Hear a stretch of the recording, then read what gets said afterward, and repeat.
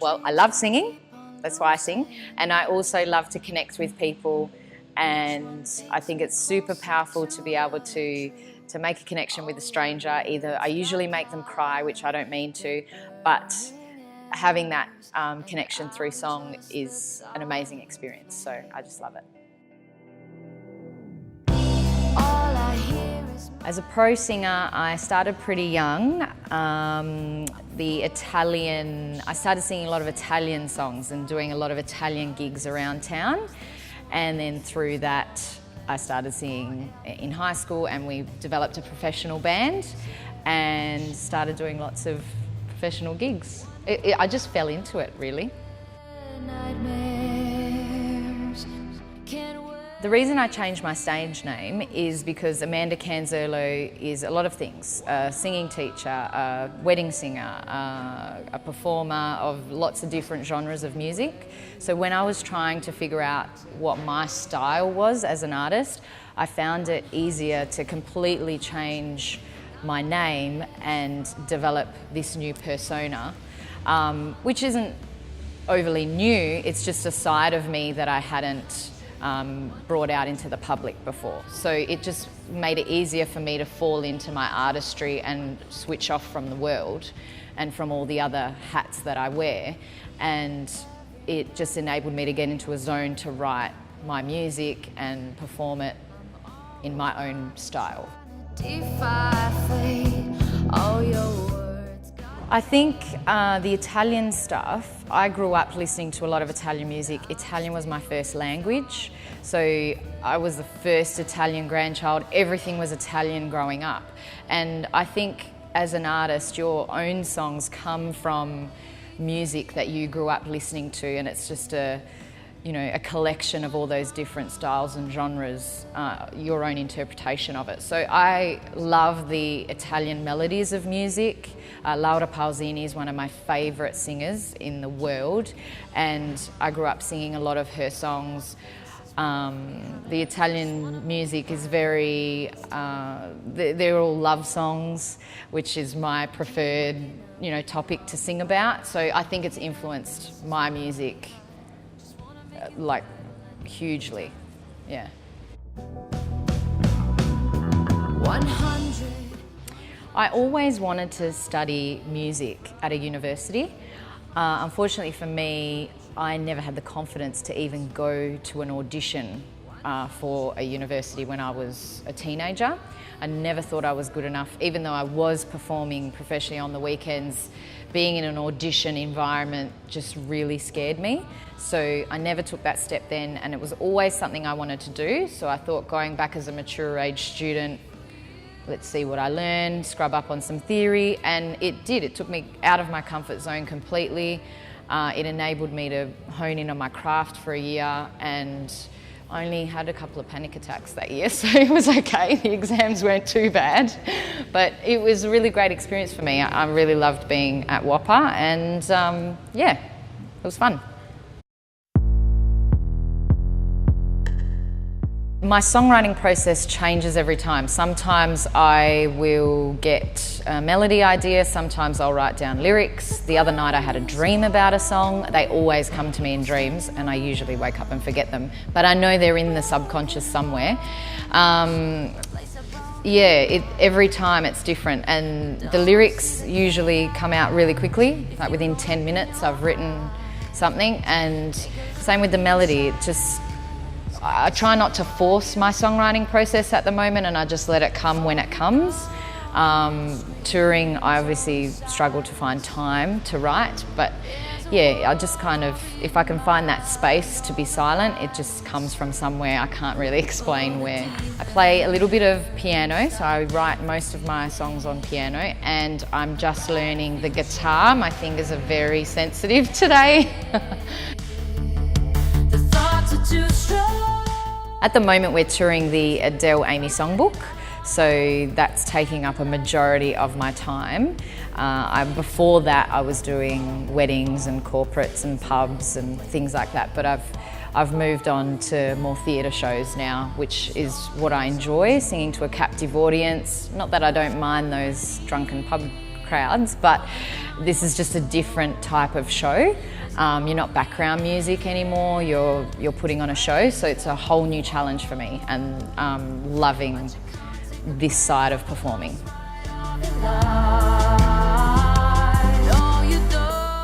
Okay, so the Adele and Amy Songbook, I was over in Melbourne. I've just recently moved to Melbourne, and I was trying to come up with an idea of how I was going to get myself out there to people and my original music out there as well.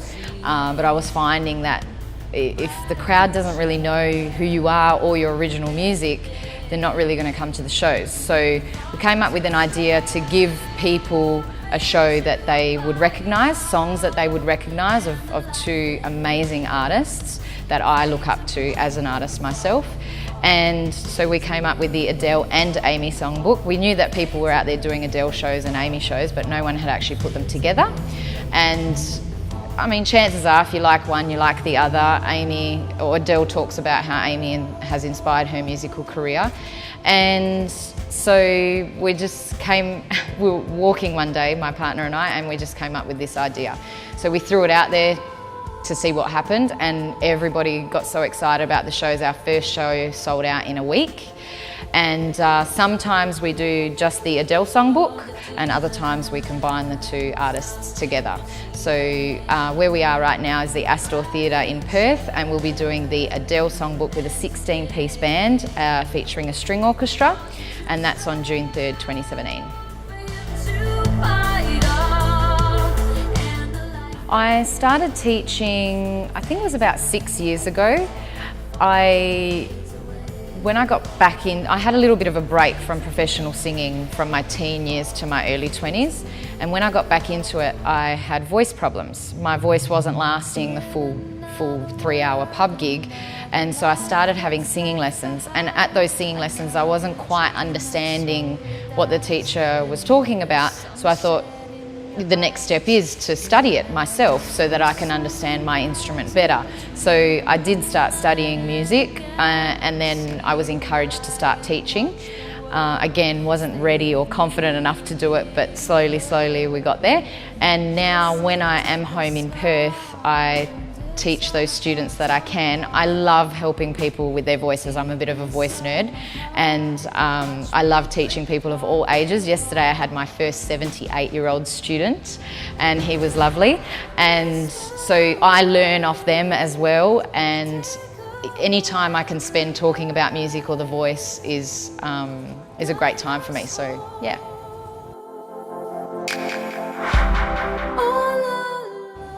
So the advantages of the music industry today, I feel the internet plays a huge part in allowing us to get our music out there to a whole bunch of people, not just in our own country here in Australia, but around the world. But it can also act as a disadvantage when it comes to selling your music. Because, why?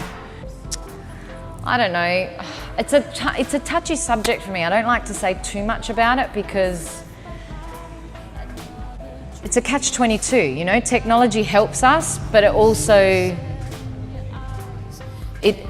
doesn't help us because, okay, so yeah, it also doesn't help us because I feel like it's harder to get people out of their houses because they're stuck on the internet or watching TV, or you've got so much access from your home nowadays, you don't need to go out anywhere. But there's nothing quite like going to a live show and getting those goosebumps and getting that feeling and that buzz that you get at a live show. That's, I suppose, my message.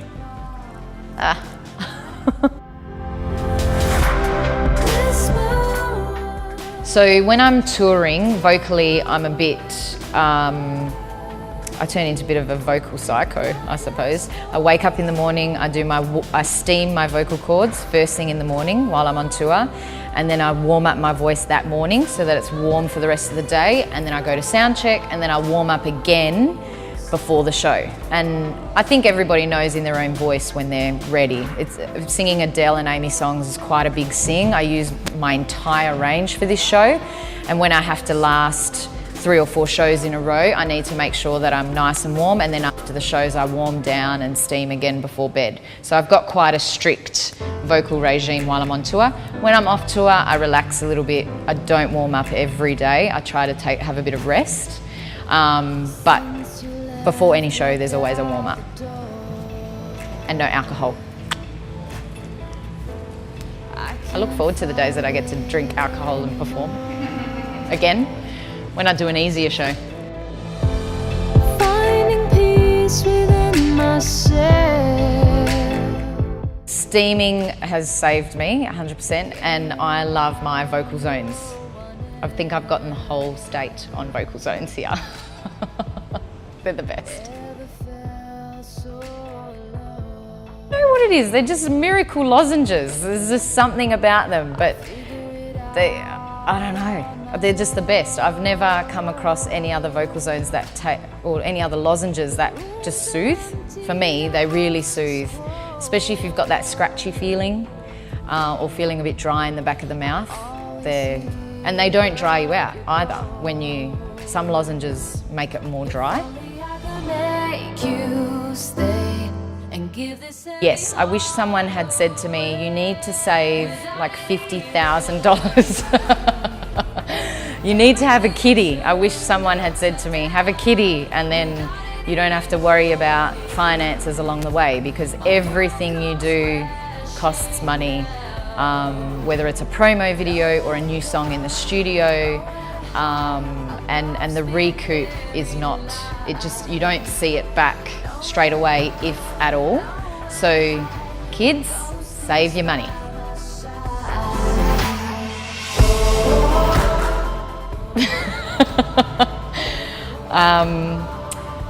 I would say don't take yourself too seriously. That's probably something that I need to remind myself of all the time. I'd say go for it. You have to have a thick skin, you have to laugh and enjoy every moment. Those moments that we live for as performers, those real special moments, they don't happen at every show. You don't know when they're going to happen. So you just keep going, and then those moments hopefully fuel you to keep going through the hard times. So it's 80% behind the scenes, 20% on stage. And then there's recording craft, and then there's performance craft. There's so many elements. There's songwriting. There's so many things. So it's an exciting adventure, and I would definitely encourage it. I wouldn't change a thing, but it's hard work. So prepare not to sleep much. My world comes crashing down. We'll be hitting the road in February, and we'll be on tour all year. I'll be doing a bunch of Adele Amy shows. I'll also be doing some John English tribute shows. And yeah, we'll just be on the road, lots of airports, lots of shows, orchestras, theatres, big venues around the country, which I'm super excited about. I haven't played in half of them, so this is a huge next step for me. And then we'll be wrapping things up about November, and hopefully get back in the studio to start writing.